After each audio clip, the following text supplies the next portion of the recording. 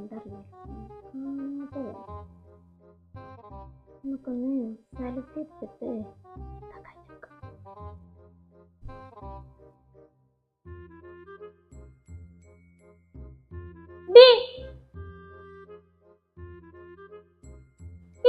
ഇങ്ങനെ ഫോണും ഇരുന്ന് കളിച്ച അനക്കൊ നിന്നെ അടുക്കള വന്ന് സഹായിച്ചാലെന്താ? ഇതിപ്പോ അടുത്ത ആഴ്ച കല്യാണല്ല എന്റെ. അതിനെന്തമ്മ? അതിനെന്താന്നാ ഇവിടെ എന്തെങ്കിലും ഒന്ന് വെച്ചുണ്ടാക്കാൻ അറിയാം എനക്ക്. ഉമ്മ പണ്ടത്തെ കാലം നല്ല ഇപ്പൊ. പിന്നെ എന്റെ അമ്മായിമ്മേ ഒരു പച്ച പാവാണ്. ഫോൺ വിളിക്കുമ്പോ എന്താ സ്നേഹം. നിനക്ക് പാചകം അറിയില്ലാന്ന് പറഞ്ഞപ്പോഴേ അത് കുഴപ്പമൊന്നും ഇല്ലാന്ന് പറഞ്ഞു.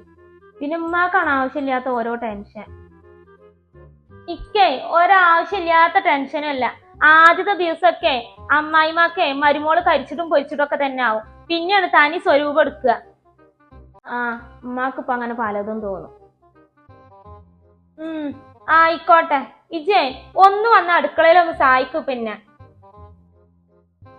ഞാൻ വരാം.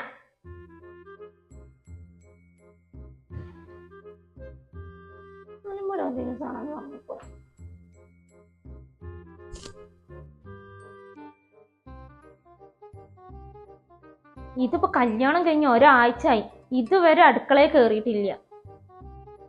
ഉമ്മ അല്ല മോളെ, പറയണോണ്ട് ഒന്നും തോന്നരുത്. എന്റെ ഉമ്മ എന്നെ ഒന്നും പഠിപ്പിക്കാതെയാണ് ഇങ്ങോട്ട് പറഞ്ഞു വിട്ടത്. അതുമ്മ എല്ലാം ഒരു കറി ഉണ്ടാക്കാൻ അറിയില്ല. എന്തിനാ പറയണത്? ഒരു മീൻ വരെ മുറിക്കാൻ അറിയില്ല എനക്ക്. ഇതിപ്പോ എന്ത് പറഞ്ഞാലും തല ഇങ്ങനെ കൊഞ്ചി നിക്കും. പക്ഷെ ഞാനിതെങ്ങനെ ഇവിടെ അടിച്ചോരും?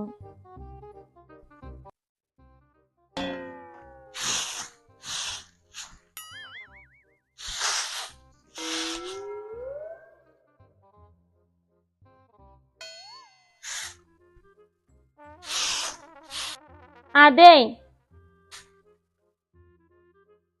ഇങ്ങനെ ഡാൻസ് കളിച്ച് മുറ്റടിച്ചാലേ ഇന്നും മുറ്റടിക്കല് തീരൂല.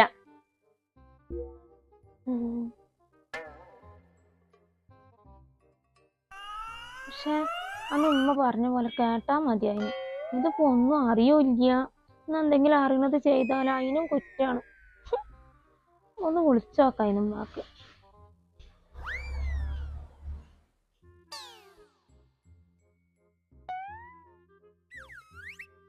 ഹലോ ഉമ്മ. മോളെ, എന്താ പാട്? സുഖല്ലേ? ഒരു സുഖമില്ല.